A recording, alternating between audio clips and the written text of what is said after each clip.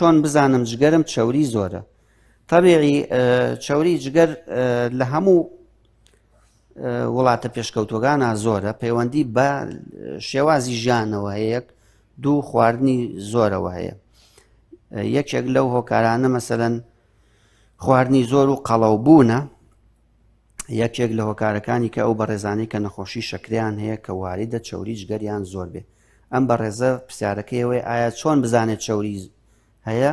لە ڕێگەی هەندێک پشکنینەوە، پشکنینی تیشکیمان هەیە، پشکنینی ئامێری سۆنەر، و بۆ ئەوەی دەرکەوێتەوە ڕێژەی چەوریەکەش چەندە، ئامێرێکی کەمان هەیە کە پێڵێن فایبرۆسکان کە نیسبەی چەوریەکە دەردەخات.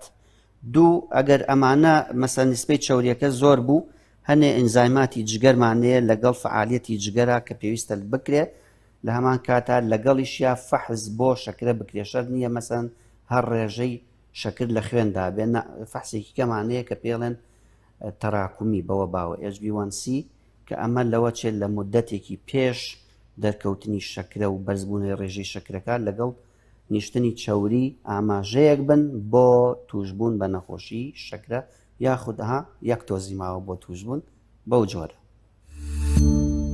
سمارت وەرچەرخانە.